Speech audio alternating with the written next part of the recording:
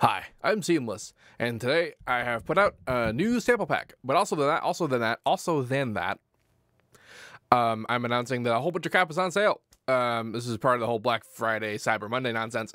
But beyond that, I've also just cut the prices of all of my sample packs because I don't know why I ever charged that much for them. But all the packs that are currently available, there are 4 of them. Their regular price is $15. Yes, and then the current sale price is half that.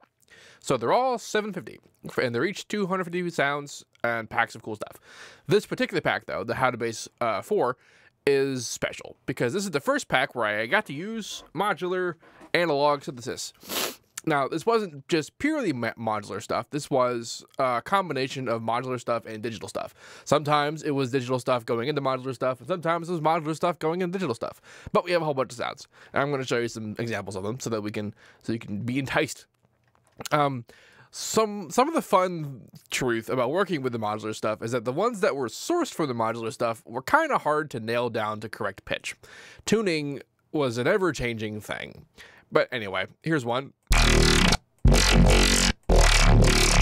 I'm particularly fond of this. What this is a really, really harsh analog sound that's been processed through vocodecs and various other things to sound like this particular kind of it's just nice. Thank you, phone. And after that, we've got some let's see, warps. It's weird that the warps are here. Where's the other guys? I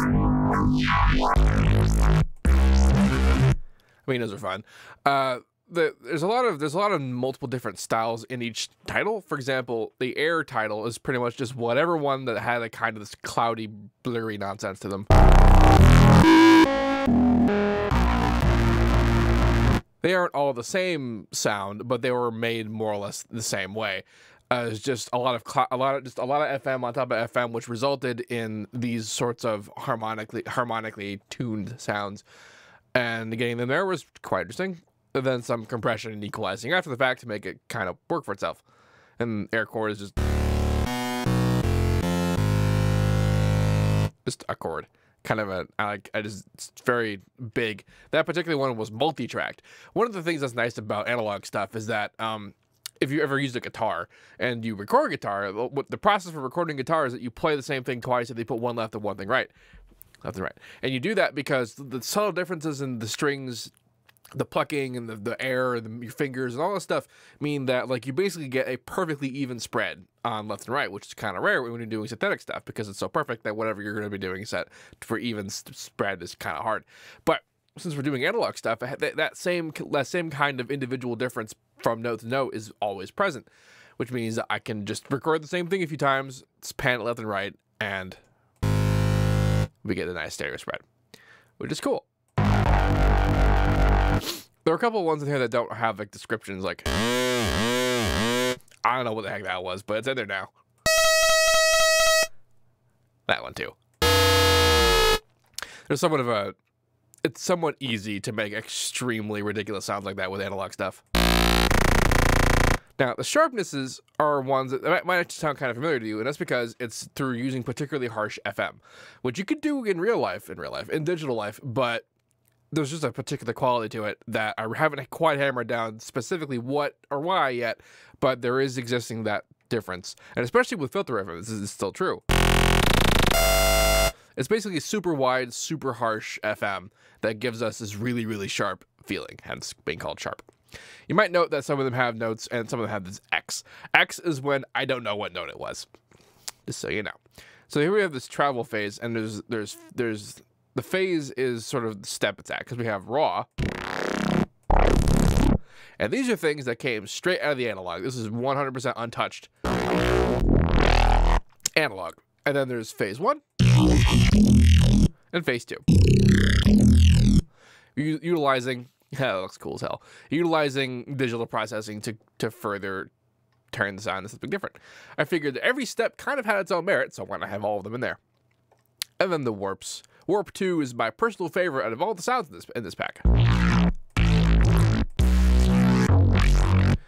The reason why it's my favorite is because I did my usual digital processing, but I used the analog gear to do it. Filter stacking and different kinds of resampling, all that stuff created this sound. with intermittent compression in between using digital processes to kind of bring up the gain on certain things. I do not yet have analog compressors or that kind of stuff, so compression and whatnot and is still done digitally. And then there's regular warp.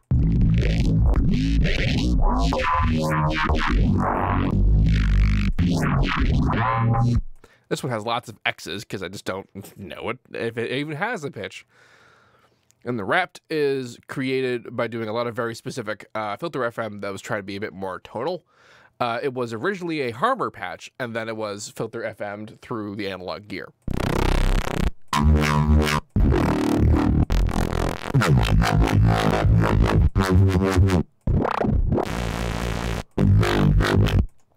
To create a lot of really cool kind of neuro-y Philly sounds, which is kind of what most of these things are.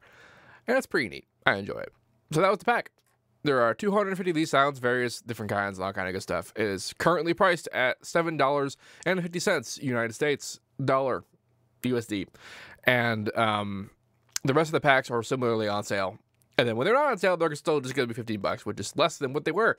Because I, again, didn't quite have a handle on sort of what, competitive pricing and that kind of stuff. But now I do. Anyway, if you have any questions about this, please let me know. Don't forget to like, comment, subscribe, and all that good stuff. And as usual, have a nice day.